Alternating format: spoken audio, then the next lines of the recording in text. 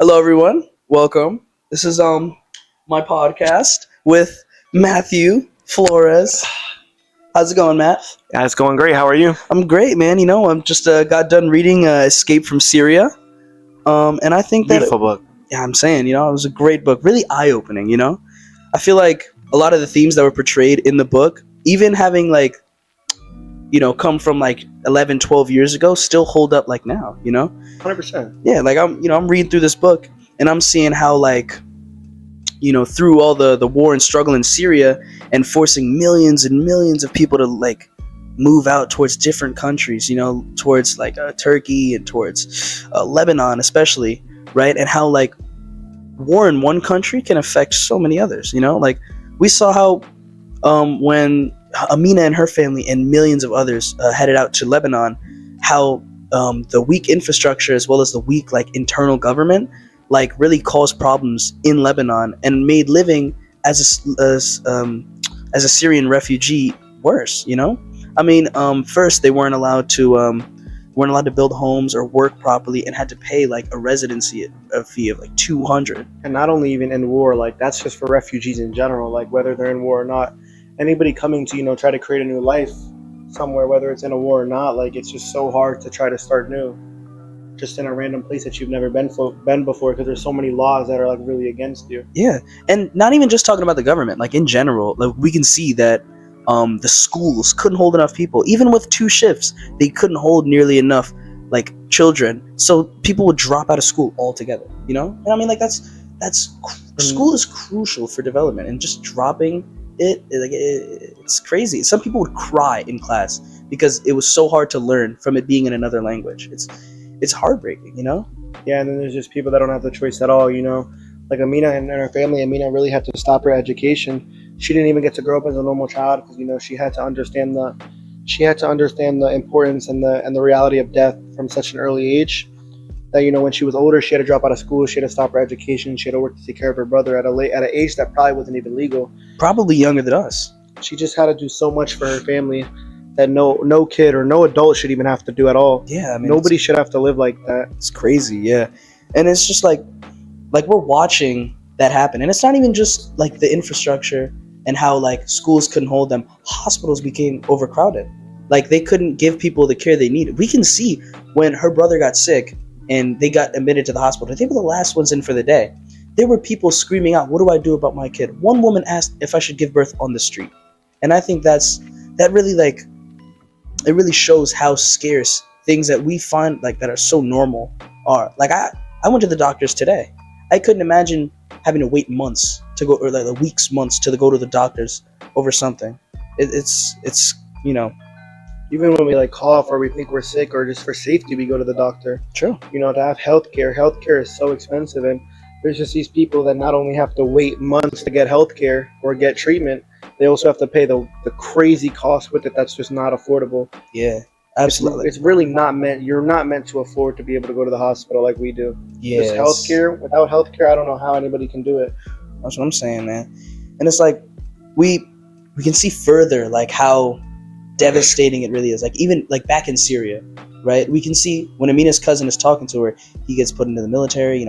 We're watching all this stuff happen, and he's starting to explain how Syria is like divided, right? And Assad's military regimes and his sieges are starving like innocent civilians. Like he's causing starvation for millions of people, right? And in the image, like how she portrays it, we just see people laid out, starved and dead, right? And as well as how they mention he's bombing like humanitarian sites, like shelters and hospitals. And I see this and I can tie this back to what's happening in present day Gaza. Like we can see, I think 100%. once or twice a week, like I'll see a video on like TikTok or Instagram, and it's telling me like it's showing me like a new perspective on like a hospital being bombed. Especially the kids, too. The Yeah, kids, it's so they, sad. they're not clean. They're not. They literally can't do anything like we can. They're exactly. losing arms. They're losing legs. Like they can't even. They'll never get to run or play. Like it's just, and it's out of their control too. And not only that, they're considered in a good condition for where they are. Yeah, Losing an arm is the worst of the best thing that can happen to you in Gaza right now. yeah. There was a story that happened about a guy in Gaza who found a stray dog, right? So he found the dog, fed the dog, and it ran away. Then it came back like a month or two later. And so he's documenting this whole thing about how he found this dog. And it was so heartwarming, because it's like the man's best friend, right? It got to a point where humanitarian or like organizations were talking about evacuating the dog, right? Giving it a safe place to live. And the guy, after reporting all this, or like letting news outlets know, he said that at no point they considered evacuating him. And I feel like that's just such it hurts, Like we're watching people just be looked over, People are like, especially like them too. Like I feel like, we all come from it. We all deserve the same opportunity at the end of the day. I feel like nobody should be overlooked. Mm-hmm. The worst feeling in the world is to feel like you're not worth the same as other people. Exactly. So it's just the fact that, it makes you really appreciate it more. We complain about this. We complain about school, and we'll probably continue to do it. And there's some kids that just don't get to continue their education, or there's some kids that go home not knowing what they're going to eat. Yeah. And not only that, just wondering if they're going to live another day. Like the conditions they're in are not even like unlivable isn't even a word to describe it. It's inhumane. Yeah, I definitely see what you're saying. And that's part of the reason why right after we see the Lebanese living conditions and how hard it is for everybody. They're not even allowed outside from 8 p.m. to 5 a.m.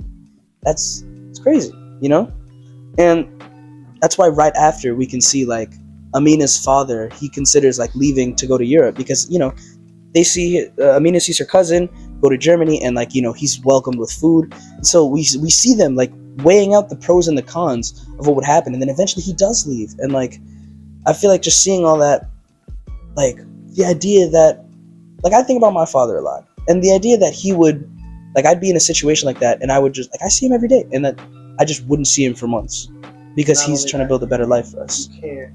You can't be upset about it. You just have to get to keep working because your family's depending on you. Time doesn't stop, and these people just have to keep going, and they're carrying that burden with them while working. There's no time to feel sad. There's no time to feel human feelings. There's no time to be a human. Yeah. Because you just have to keep going. You don't have enough resources to act sad for a day or to just take time off because you want to. Yeah. It's just not how it works over there, and it's just it's inhumane. There's no possible way any human can mentally do that, can mentally keep up with working like that. The resilience is astounding, and I feel I just really helps me put my life into perspective. I feel there's some days where I don't feel the best. There's some days where I feel down, I feel ill, right? And I'm so absorbed in where I am and how I feel that I really don't think about how good I do have it.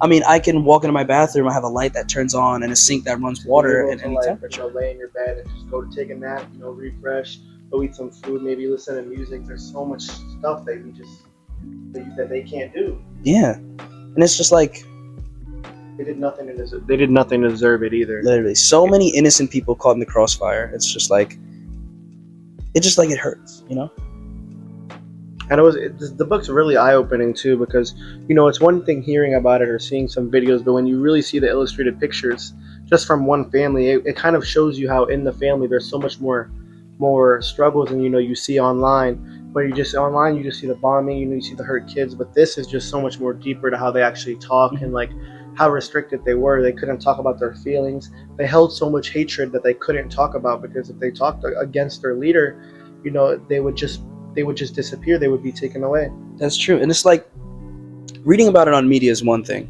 but I feel in a way it kind of just turns everyone into numbers. It's hard to really understand how what it would do to an individual person. Seeing it here illustrated really helps articulate in your mind how an individual person would live in that condition, because it's one thing to read about it, but then to really in a way see it, really see how it looks from the eyes of someone who's our age, living through something we couldn't even imagine, Not imagine at all.